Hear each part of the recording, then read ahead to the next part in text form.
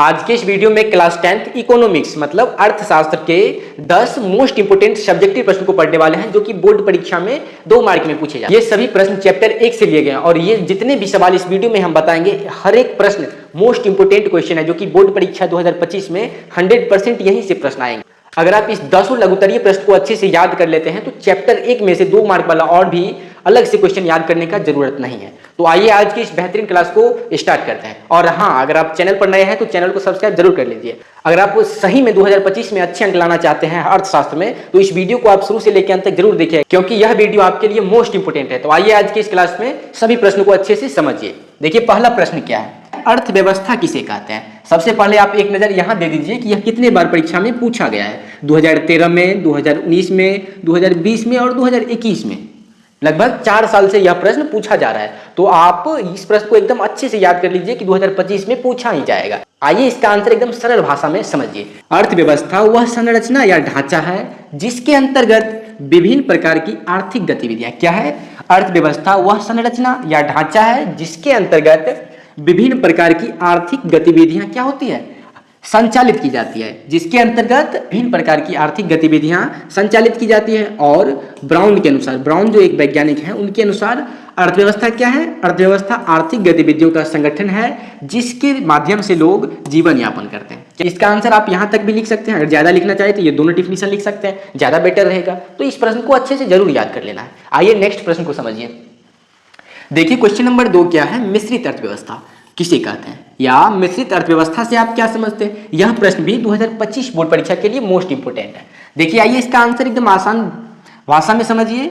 मिश्रित अर्थव्यवस्था वह अर्थव्यवस्था है जिसमें क्या, उत्पादन के सभी साधनों पर राज्य और निजी व्यक्तियों का स्वामित्व होता है या अधिकार होता है। इसे ही मिश्रित अर्थव्यवस्था कहते हैं।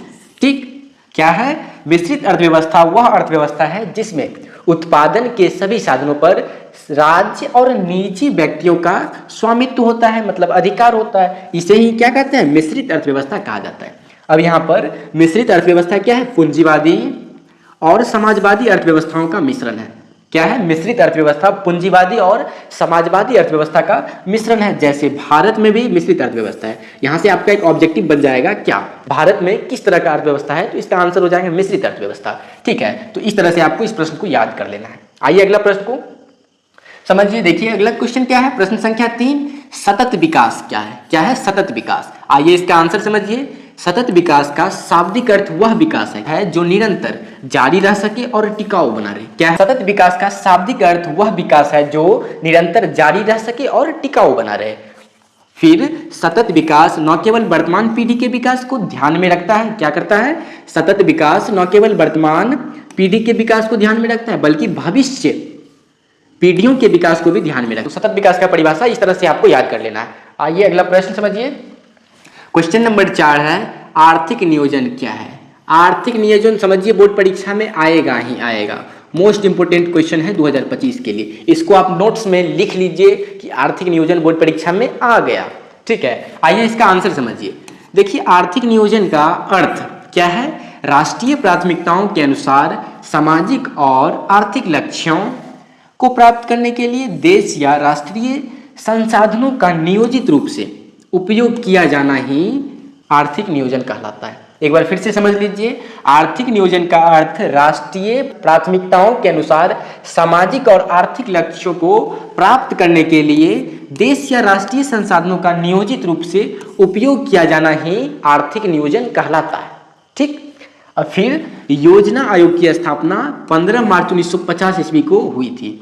क्या है, योजना आयोग की स्थापना कब हुई थी, तो इसका आंसर आप लोगों को बताना है 15 मार्च 1950 ईस्वी। यहाँ से आपका ऑब्जेक्टिव प्रश्न एक बन गया। फिर आगे भारत में योजना आयोग की पहली योजना कब शुरुआत थी, 1951 से 56, और इसे ही पंचवर्षीय योजना कहा जाता है। क्या, 1951 से जो 56 का अवधि था उसी अवधि को पंचवर्षीय योजना के नाम से भी जाना जाता है। तो यहाँ से आपको याद कर लेना है क्या, 1951 से 56 तक भारत में योजना आयोग चला था। ठीक, और योजना आयोग की स्थापना कब हुई, 15 मार्च 1950 ईस्वी को। इस प्रश्न को एकदम अच्छे से याद जरूर कर लेना। आइए नेक्स्ट सवाल को समझिए। अगला क्वेश्चन, मानव विकास रिपोर्ट क्या है। क्या है प्रश्न, मानव विकास रिपोर्ट क्या है। इसका उत्तर जान लीजिए। राष्ट्रीय मानव विकास रिपोर्ट का तात्पर्य क्या है, राष्ट्रीय मानव विकास रिपोर्ट का तात्पर्य देश की वर्तमान जनसंख्या के शैक्षिक, मानसिक एवं शारीरिक विकास को निर्धारित करना है। क्या है? राष्ट्रीय मानव विकास रिपोर्ट का तात्पर्य देश की वर्तमान जनसंख्या के शैक्षिक, मानसिक एवं शारीरिक विकास को निर्धारित करना है। यह रिपोर्ट क्या है? भारतीय लोकतंत्र के लिए एक महत्वपूर्ण दस्तावेज मानी जाती है। क्या मानी जाती है? भारतीय लोकतंत्र के लिए महत्वपूर्ण दस्तावेज मानी जाती है और जो विशेष रूप से गरीबी के चित्रण में महत्वपूर्ण भूमिका निभाती है। क्या करती है? जो विशेष रूप से गरीबी के चित्रण में महत्वपूर्ण भूमिका निभाती है। तो इस तरह से आपको मानव विकास रिपोर्ट की परिभाषा को याद कर लेना है। आइए नेक्स्ट प्रश्न। अगला क्वेश्चन क्या है? भारत में योजना आयोग का गठन कब और इसके अध्यक्ष कौन होते हैं? भारत में योजना आयोग का गठन कब हुआ और इसके अध्यक्ष कौन होते हैं? इसका आंसर जान लीजिए। अभी हमने पिछले क्वेश्चन में बताया। क्या? भारत में योजना आयोग की स्थापना 15 मार्च 1950 ईस्वी को हुई थी। यहाँ तक क्लियर है? अब नेक्स्ट में समझिए। योजना आयोग का अध्यक्ष भारत का पदेन प्रधानमंत्री होता है। क्या होता है? पदेन प्रधानमंत्री, मतलब जो प्रधानमंत्री वर्तमान में नियुक्त हो और सामान्य तौर पर कार्य उपाध्यक्ष के नेतृत्व में किया जाता है, जिनकी सहायता 8 आयोग सदस्यों द्वारा की जाती है। जिनकी सहायता 8 आयोग सदस्यों द्वारा की जाती है। तो इस तरह से आपको इस क्वेश्चन का आंसर समझ लेना है। अगला प्रश्न देखिए, 7 नंबर सवाल भी मोस्ट इंपोर्टेंट है, जिसमें आपको क्या बताना है? कोर बैंकिंग प्रणाली किसे कहते हैं? यह प्रश्न भी इंपॉर्टेंट है बोर्ड परीक्षा के लिए, एक बार जरूर अच्छे से समझ लीजिएगा। देखिए आंसर क्या है? जब एक व्यक्ति एक स्थान से दूसरे स्थान तक बिना विलंब के बैंक के माध्यम से पैसों का लेन देन करता है, तो बैंक के इस प्रणाली को कोर बैंकिंग प्रणाली के नाम से जाना जाता है या फिर कहते हैं। क्या है? जब एक व्यक्ति एक स्थान से दूसरे स्थान तक बिना विलंब के बैंक के माध्यम से पैसों का लेन देन करता है, तो बैंक के इस प्रणाली को ही कोर बैंकिंग प्रणाली के नाम से जाना जाता है। और यहाँ पर एक छोटा सा फुल फॉर्म जान लीजिए कि एटीएम का फुल फॉर्म क्या होता है? ऑटोमेटिक टेलर मशीन होता है। ठीक है, तो एटीएम का भी फुल फॉर्म आप लोग समझ गए, क्या? Automatic teller machine. आइए नेक्स्ट प्रश्न को समझिए। अगला क्वेश्चन में आपको क्या बताना है? कृषि जनित उद्योग किसे कहते हैं? क्या है? कृषि जनित उद्योग किसे कहते हैं? आइए इसका आंसर समझ लीजिए। ऐसे उद्योग जो कृषि उत्पादन पर आश्रित होते हैं। क्या होते हैं? ऐसे उद्योग जो कृषि उद्योग पर आश्रित होते हैं। ठीक, अथवा जिनके उत्पादन में कृषि क्षेत्र से कच्चा माल आता है, उसे क्या कहते हैं? कृषि जनित उद्योग कहते हैं। अगर उदाहरण के लिए जैसे आम से अचार बनाना, यह कृषि उद्योग में आ गया, और टमाटर से टमाटर का सॉस बनाना, यह भी कृषि उद्योग में आ गया। अगला प्रश्न देखिए क्या है। प्रश्न में कुछ ऑब्जेक्टिव टाइप के प्रश्न दे दिए हैं जो कि ज्यादातर ऑब्जेक्टिव में पूछे जाते हैं। देखिए क्या है? पहली पंचवर्षीय योजना की शुरुआत कब हुआ? तो 1951 से 56 तक चला। दूसरी पंचवर्षीय योजना 1956 से 1961 तक। फिर 7वीं पंचवर्षीय योजना 1985 से 1990 तक चली, और 10वीं पंचवर्षीय योजना 2002 से 2007 तक, और 11वीं पंचवर्षीय योजना जो चला 2007 से 12 तक चला।